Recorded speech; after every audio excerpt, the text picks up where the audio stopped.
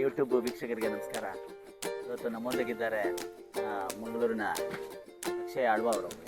ಅವರನ್ನು ಮಾತಾಡ್ಸೋಣ. ಸರ್ ನಮಸ್ಕಾರ ಆಳ್ವ. ನಮಸ್ತೆ. ಈಗ ನೀವು ಇಷ್ಟೊಂದು ಅತಿ ಹೆಚ್ಚು ಕಾರ್ಯಕ್ರಮಗಳನ್ನ ಮಾಡ್ತಿದ್ದೀರಿ, ಮಲೆನಾಡು ಗಿಡ ಹಸುಗಳನ್ನ ಕೊಡ್ತಕ್ಕಂಥ ಕೆಲಸವನ್ನು ಮಾಡ್ತಿದ್ದೀರಿ. ಇವತ್ತು ಬೆಂಗಳೂರಲ್ಲಿ ಇವತ್ತೇನು ಬೆಂಗಳೂರು ಬೃಹದಾಕಾರವಾಗಿ ಕಾಂಕ್ರೀಟ್ ಕಟ್ಟಡಗಳು ಬೆಳೀತಾ ಏರಿಯಾದಲ್ಲಿ ಒಂದು ಕಾರ್ಯಕ್ರಮ ಮಾಡ್ತಿದ್ದೀರಿ. ಇದರ ವಿಶೇಷ ಏನು? ಮಲೆನಾಡು ಗಿಡ್ಡ ಸಂರಕ್ಷಣೆ ಮತ್ತು ಸಂವರ್ಧನಾ ಅಭಿಯಾನದ ಒಂದು ವಿಚಾರವಾಗಿ ನಾವು ಮಾತಾಡ್ತಾ ಇದ್ದೀವಿ. ಆಗ ನಾವು ಆರಂಭಿಕ ಹಂತದಲ್ಲಿ ನಮ್ಮ ಅಭಿಯಾನವನ್ನು ಆರಂಭಿಸುವಾಗ ನಮ್ಮ ಕರುಗಳನ್ನು ನೀವು ತಗೊಳ್ಳಿ, ಒಂದು ಪ್ಲೀಸ್ ನಮ್ಮ ಕರುಗಳನ್ನು ಒಂದು ಸಾಕಿ ಅಂತ ಹೇಳುವಂತಹ ಪರಿಸ್ಥಿತಿಯಲ್ಲಿ ನಾವಿದ್ದೆವು.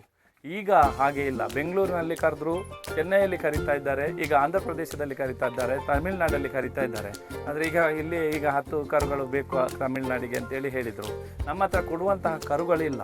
ಈಗ ನಮ್ಮ ಹತ್ರ ಬಂದದ್ದನ್ನು ಸಂರಕ್ಷಣೆಯ ಮೂಲಕವಾಗಿ ಕೊಡುವಂಥ ವಿಚಾರವೇ ಹೊರತು ಜನರು ಕೇಳಿದರು, ಅವರು ಕೇಳಿದರು, ಇವರು ಕೇಳಿದರು ಅಂತೇಳಿ ಮುಖಕ್ಕೆ ಸರಿಯಾಗಿ ನಾವು ಕೊಡುವಂತಹ ಪದ್ಧತಿ ನಮ್ಮ ಹತ್ರ ಇಲ್ಲ. ಈಗ ಯಾರು ನಿಜವಾಗಿ ಗೋ ಸಂರಕ್ಷಣೆಗಾರಾಗಿದ್ದಾರೋ, ಯಾರಿಗೆ ಅದರ ಮಹತ್ವ ತಿಳಿದು ಕೇಳ್ತಾ ಇದ್ದಾರೋ ಅವರಿಗೆ ಕೊಡುವಂತಹ ಒಂದು ವಿಚಾರಧಾರೆಯನ್ನು ಇಟ್ಟುಕೊಂಡು ಮಾಡ್ತಾ ಇದ್ದೇವೆ.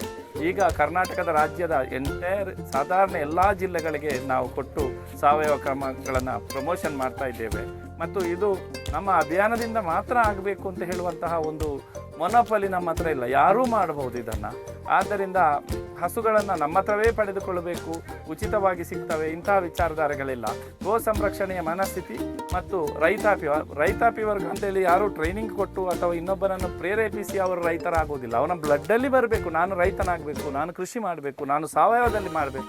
ಆಗ ತರಬೇತಿ ಕೊಡುವವರೆಲ್ಲ ಅವನಿಗೆ ಹೆಲ್ಪ್ ಮಾಡ್ಬೋದು ಅಷ್ಟೇ ಹೊರತು ನೀನು ಮಾಡು ಅಂತ ಹೇಳಿ ನಾವು ಹಸು ಕೊಟ್ಟು ಅವನನ್ನು ಮನೆಗೆ ಕಳಿಸಿ, ನಮ್ಮ ಹಸುವನ್ನು ಅವನನ್ನು ಕಳಿಸಿ ಮತ್ತೆ ಯಾವುದು ಫಲಕಾರಿ ಆಗಲಿಕ್ಕಿಲ್ಲ. ಯಾರಿಗೆ ಒಂದು ಅಂತರಾತ್ಮದಲ್ಲಿ ನಾನು ಹಸು ಸಾಕಬೇಕು, ನಾನು ಕೃಷಿ ಮಾಡಬೇಕು, ನಾನು ರೈತನಾಗಬೇಕು ಅಂತ ಹೇಳುವಂಥದ್ದು ಬಂದಿದ್ದ ಅವರನ್ನು ಆಯ್ಕೆ ಮಾಡಿ ನಾವು ಹಸುಗಳನ್ನು ಕೊಡುವ ಪದ್ಧತಿ ಇದೆ.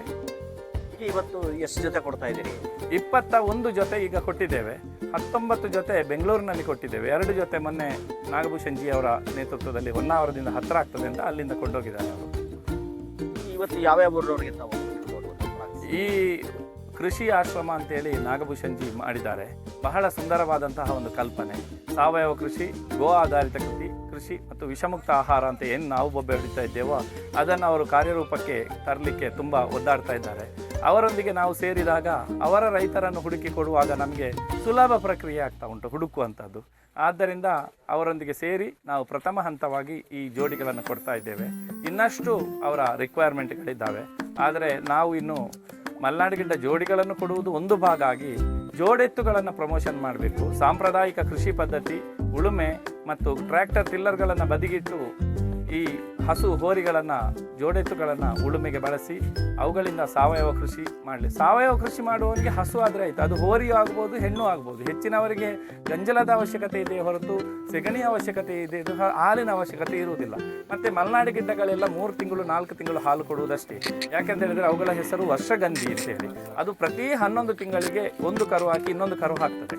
ಆಗ ಅದು 28 ದಿನದಿಂದ 40 ದಿನದೊಳಗೆ ಹೀಟಿಗೆ ಬರ್ತದೆ. ಅದು ಹೀಟಿಗೆ ಬಂದಾಗ ಕ್ರಾಸ್ ಆಗ್ತದೆ. ಕ್ರಾಸ್ ಆದ ಮೇಲೆ ಕೇವಲ ಒಂದು ಕರು ಹಾಕಿ 3 ರಿಂದ 4 ತಿಂಗಳು ಅದು ಹಾಲು ಕರೆಯುವುದನ್ನು ಪ್ರೋಸೆಸ್ ಆಗ್ತದೆ. ಬಾಕಿ ಉಳಿದ ಟೈಮ್ ಎಲ್ಲ ಅದರದ್ದು ಗಂಜಲ ಮತ್ತು ಗೋಮೂತ್ರಗಳನ್ನು ಮತ್ತು ಸೆಗಣಿಯನ್ನು ಕೊಡುವಂತಹ ಪರಿಕಲ್ಪನೆ.